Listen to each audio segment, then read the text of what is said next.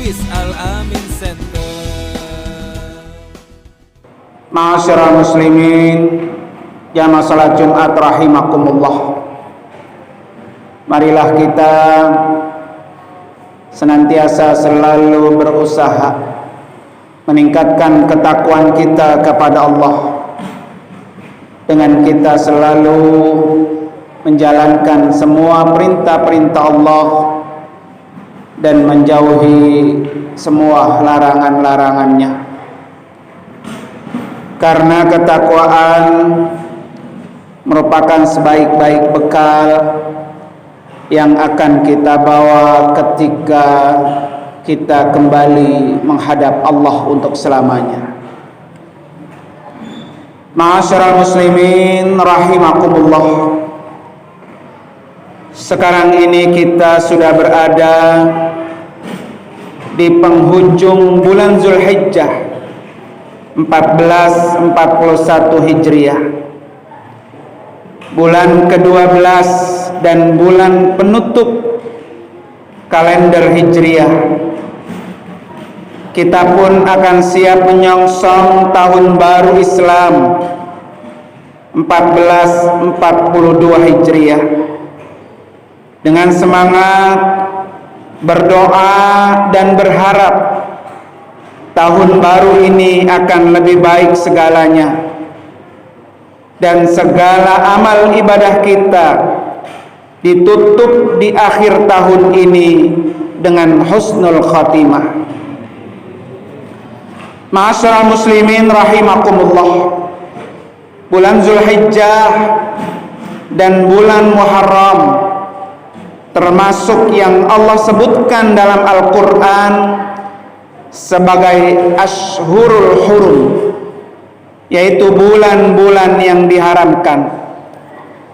Firman Allah, inna iddatas syuhuri indallahi 12 syahran fi kitabillah yauma khalaqas samawati wal arda minha arba'atun hurum dzalikad dinul qayyimu fala tazlimu fihinna anfusakum wa qatilul musyrikina kafah kama yuqatilunakum kafah wa'lamu annallaha ma'al muttaqin.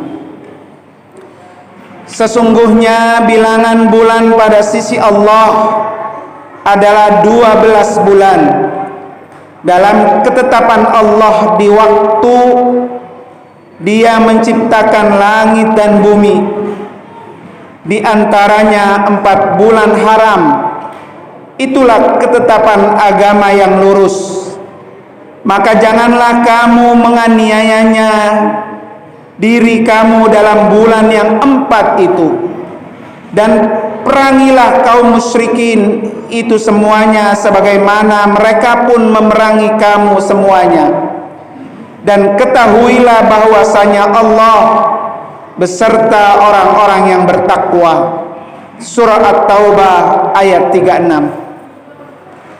Ma'asyiral muslimin rahimakumullah, pada bulan-bulan haram ini termasuk bulan Muharram yang sudah di depan mata. Aktivitas tertentu menjadi terlarang untuk dilakukan, terutama berperang.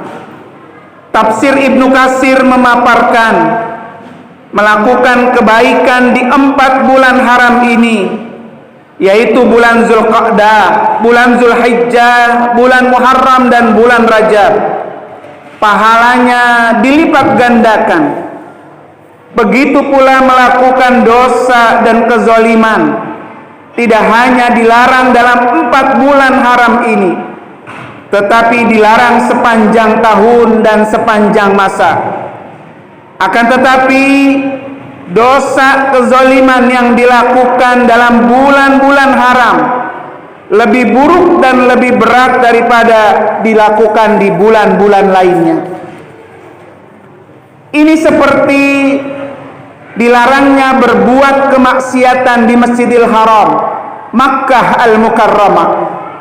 Wa may yurid fihi bi ilhadin bi zulmin nudhikhu min adabin alim. Dan siapa yang bermaksud di dalamnya melakukan kejahatan secara zalim, niscaya akan kami rasakan kepadanya sebagian siksa yang pedih. Surah Al-Hajj ayat 25. Ma'asyiral muslimin rahimakumullah, perbuatan maksiat adalah haram dan terlarang secara mutlak dimanapun tempatnya. Akan tetapi perbuatan maksiat di Masjidil Haram jauh lebih berat nilai kejahatannya. Maka dari itu dosa perbuatan maksiat di Masjidil Haram ini akan dilipat gandakan. Imam Qatadah berkata, sesungguhnya kezaliman yang dilakukan di dalam bulan-bulan haram, termasuk di bulan Zulhijjah dan bulan Muharram ini, lebih serius nilai kejahatannya, dosa dan pelanggarannya daripada kezaliman di dalam bulan-bulan lainnya. Meski sebenarnya kezaliman dalam bentuk apapun, kapanpun dan dimanapun, tetap saja merupakan satu pelanggaran dan dosa yang serius. Ma'asyiral muslimin rahimakumullah, bulan Muharram yang sudah diambang pintu memiliki banyak peristiwa besar.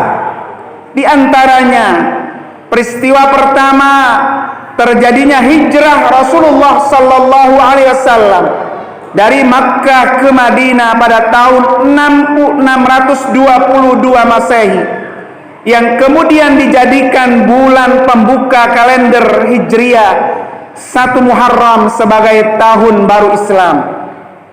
Peristiwa yang kedua, 10 Muharram atau yang dikenal dengan Ashura, tercatat sebagai hari yang sangat bersejarah karena pada tanggal 10 Muharram terjadi peristiwa-peristiwa besar pula.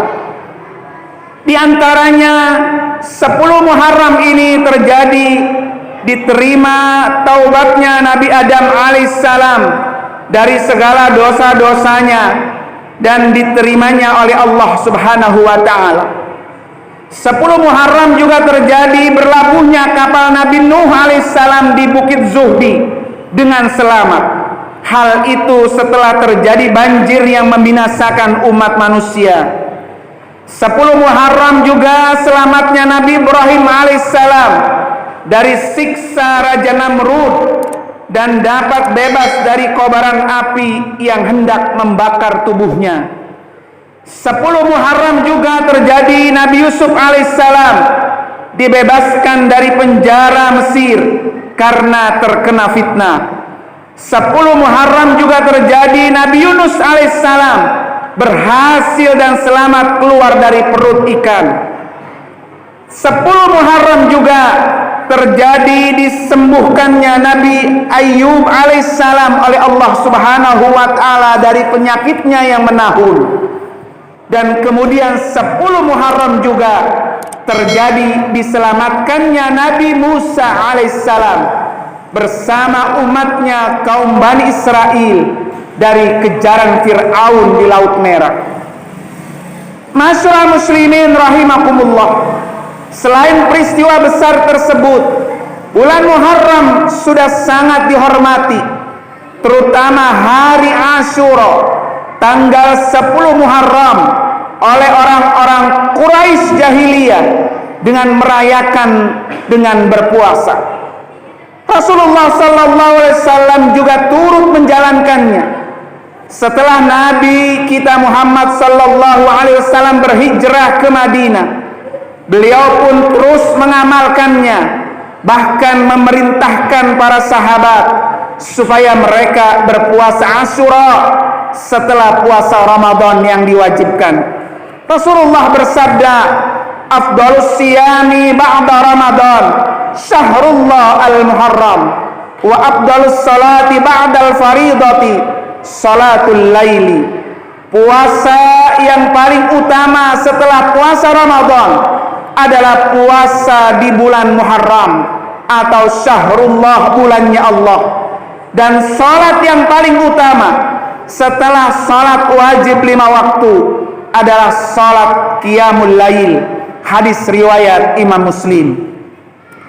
Masyarul muslimin rahimakumullah, Rasulullah sallallahu alaihi wasallam menganjurkan untuk memperbanyak puasa pada bulan Muharram, khususnya puasa Asyura, dengan keutamaan bisa menghapus dosa 1 tahun yang lalu. Hari Asyura adalah hari ke-10 pada bulan Muharram, di mana kata Rasulullah, siyamu yaumi Asyura ahtasibu 'ala Allah ayyukaffiras sanata allati qablahu. Puasa 1 hari Asyura, sungguh aku berharap kepada Allah akan menghapuskan dosa setahun yang lalu. Hadis riwayat Imam Muslim. Masyarul muslimin rahimakumullah, saat Rasulullah sallallahu alaihi wasallam berhijrah dari Makkah menuju ke kota Madinah dan mendengar orang-orang Yahudi berpuasa pada hari itu untuk merayakan kemenangan dan keselamatan Nabi Musa alaihissalam bersama umatnya kaum Bani Israel dari kejaran Fir'aun. Karena alasan ini, maka Rasulullah sallallahu alaihi wasallam bersabda, "Fanahnu ahaqqu wa aula bi Musa minkum." Kita lebih berhak untuk mengikuti Nabi Musa alaihissalam daripada mereka, orang Yahudi. Hadis riwayat Imam Bukhari. Masyarul muslimin rahimakumullah, untuk membedakan tradisi orang-orang Yahudi yang hanya berpuasa pada hari ke-10 saja bulan Muharram, maka Nabi kita Muhammad sallallahu alaihi wasallam menganjurkan untuk berpuasa sehari sebelum dan sehari sesudah tanggal 10 Muharram, di mana kata Rasulullah dalam hadisnya, sumu yauma Asyura wa khalifu fihi al-yahuda sumu qablahu yauman au sumu ba'dahu yauman. Berpuasalah pada hari Asyura dan perbedakanlah orang-orang Yahudi yang berpuasa sehari sebelumnya atau sehari sesudahnya. Ini membedakan antara ajaran orang Yahudi dengan ajarannya Nabi kita Muhammad sallallahu alaihi wasallam. Syekhul Imam Ibnu Taimiyah rahimahullah dalam fatwanya Al-Kubra berkata, Rasulullah sallallahu alaihi wasallam melarang bertasyabbuh, menyerupai orang-orang ahli kita. Karena itu Nabi bersabda, la in ishtu ila qabilin la asumanna at-tasi'a. Maka jika saya masih hidup tahun depan, niscaya saya akan berpuasa pada hari ke-9 bulan Muharram. Hadis riwayat Imam Muslim. Masyarul muslimin rahimakumullah, Rasulullah sallallahu alaihi wasallam menganjurkan kepada kita dengan melaksanakan puasa Asyura untuk melengkapi dengan puasa ke-9 hari bulan Muharram. Puasa tanggal 9 Muharram ini disyariatkan untuk membedakan syariatnya orang Yahudi dan orang Nasrani. Diriwayatkan oleh Ibnu Abbas radhiyallahu anhu, Rasulullah berkata, ketika Rasulullah sallallahu alaihi wasallam berpuasa pada hari Asyura dan memerintahkan para sahabat untuk berpuasa pada hari itu, mereka berkomentar, wahai Rasulullah, sesungguhnya hari Asyura adalah hari yang diagungkannya oleh orang Yahudi dan orang Nasrani. Rasulullah pun menjawab, kalau begitu pada tahun depan insya Allah kita akan berpuasa pada hari ke-9 dan belum tiba tahun yang akan datang, Rasulullah sallallahu alaihi wasallam sudah keburu dipanggil oleh Allah wafat untuk selamanya. Hadis riwayat Imam Muslim. Masyarul muslimin rahimakumullah, begitu juga Ibnu Abbas radhiyallahu anhu mengabarkan semangat berpuasa Nabi di bulan Muharram ini, di mana Rasulullah mengatakan, ma ra'aitu an-nabiy sallallahu alaihi wasallam yataharra siyama yaumin faddalahu ala ghairihi illa hadal yauma yaumal Asyura wa yaumas syahra hada syahra yakni syahra Ramadan. Aku tidak pernah melihat Nabi bersemangat begitu luar biasa puasa pada satu hari yang lebih beliau utamakan atas selainnya kecuali pada hari ini, yaitu puasa Asyura, dan pada bulan ini, yaitu pada bulan Ramadan. Hadis riwayat Imam Muslim dan Imam Bukhari. Masyarakat muslimin rahimakumullah, karena itu di penghujung bulan Zulhijjah ini, dan bulan Muharram adalah bulan yang sangat luar biasa, peristiwa yang terjadi pun luar biasa. Karena itu mari kita song-song dan kita semangat untuk kita lakukan berpuasa baik di bulan Zulhijjah ini ataupun berpuasa di bulan Muharram yang akan datang ini. Semoga bulan Muharram yang hanya tinggal beberapa hari lagi, kita bisa berjumpa dan bisa bertemu dengan bulan Muharram 1442 Hijriah, dan bisa mengamalkan serta menjalankan sunnah Nabi dengan mengisi amal ibadah, terutama dengan berpuasa bulan Muharram. Barakallahu li wa lakum fil Qur'anil Karim, wa nafa'ani wa iyyakum bima fihi minal ayati wad dzikril hakim, wa taqabbala minni wa minkum tilawatahu innahu samil alim. Aqulu qawli hadza fastaghfirullahal azim li wa lakum wa lisairil muslimina wal muslimat wal mu'minina wal mu'minat min kulli dhanbin fastaghfiruhu wal ghafurur rahim.